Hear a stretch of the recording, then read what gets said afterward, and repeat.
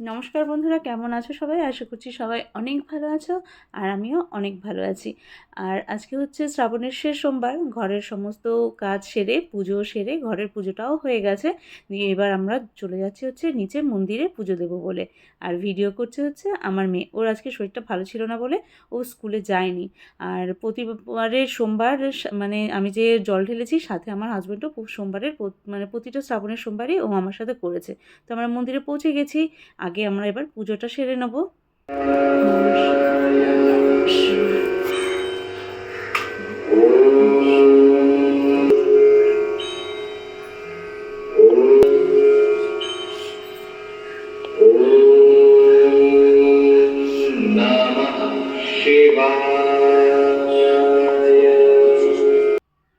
তো আমাদের পুজোটা দেওয়া হয়ে গেছে। দেওয়ার পরে আরও দুজন আন্টি মানে ভেতরে গেছে পুজো দিতে। আজকে ভাগ্য ভালো যে মানে ভিড় ছিল না, নাহলে সোমবার করে এত ভিড় হচ্ছে এর মন্দিরে, মানে নিচে থেকেও আমাদের সোসাইটিতে অনেকে পুজো দিতে আসছে। আর আমাদের সোসাইটিতে মন্দিরের পাশেই দেখো কি সুন্দর সানফ্লাওয়ারগুলো হয়েছে। তো একটু ভিডিও করলাম। আর এত সুন্দর রোদ উঠেছে, চারিদিকে শুকনো হয়ে গেছে। বৃষ্টিতে চারিদিকে যেন পচিয়ে দিয়েছিল।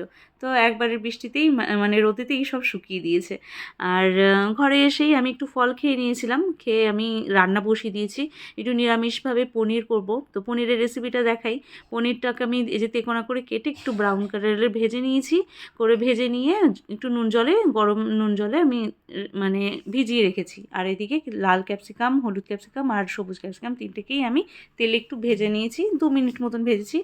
তেলের মধ্যেই আরেকটু এবার ঘি দিয়ে ওর মধ্যে গোটা গরম মশলা, লবঙ্গ, এলাচ, দারচিনি, একটু শুকনো লঙ্কা আর এক টুকরো জয়ত্রী দিয়ে আমি ফোড়নটা দিয়ে নিয়েছি। শুকনো লঙ্কা দিয়েছি 2টো।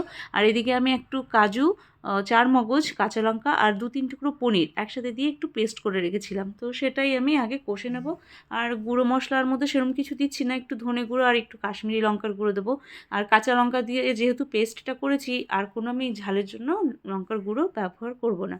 তো এই যে মশলাটা আমি ভালো করে কষে নিচ্ছি। আর মশলাটা যখন কষানো হয়ে যাবে, তখন কিন্তু ওইটা মানে কড়া থেকে অনেকটা ছেড়ে দেবে আর তেলটাও বেরিয়ে আসবে। তো হয়ে গেছে।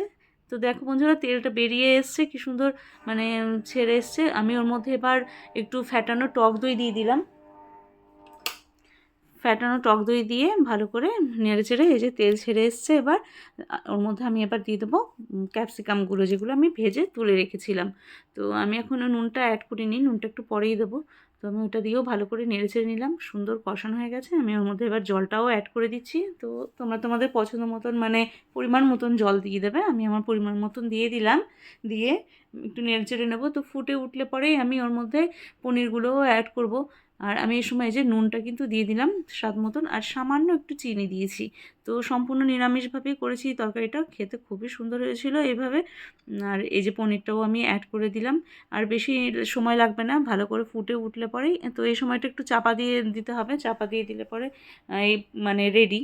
আমি একটু লাস্টে যে গরম মশলা দিয়ে দিচ্ছি। ঝোলটা অনেকটাই ফুটে শুকিয়ে এসছে। আর ব্যাস হয়ে গেছেই রান্নাটা। তো মেয়েদের জন্য একটু সাথে দই পটল করেছিলাম আর ভাত ছিল। ওরা তো আর বিনা ভাত খেয়ে থাকতে পারে না। তো আমার জন্য করেছিলাম একটু মুগ ডাল ভিজিয়ে রেখেছিলাম, সবুজ মুগ ডাল। তো সেটারই একটু আদা আর কাঁচা লঙ্কা দিয়ে পেস্ট করে নিয়েছি। আর ওইটা দিয়ে একটু চিলা মতন বানিয়ে নিচ্ছি। তো আজকে আমার দুপুরের এটাই খাবার ছিল, মানে মুগ ডালের চিলা। আর ওই পনিরের তরকারিটা দিয়েই খেয়েছি। টক দইটা আর নিইনি। টক দই দিয়েও ভালো লাগে এই ছিলাগুলো। আমি একটু পনিরের তরকারিটা যেহেতু পুরো নিরামিষ পদ্ধতিতে করেছি, তো নিলাম। সাথে একটু দই পটল নিয়েছিলাম একটা, ওইটাও সম্পূর্ণ নিরামিষভাবেই করেছি। আর ছিল শসা। তো আজকের আমার রেসিপি মানে দুপুরের এটাই ছিল খাবার। তো ভিডিওটা কেমন হয়েছে বন্ধুরা আমাকে অবশ্যই কমেন্ট করে জানিও। আর ভালো লাগলে অবশ্যই একটা লাইক এবং comment. Thank you so much.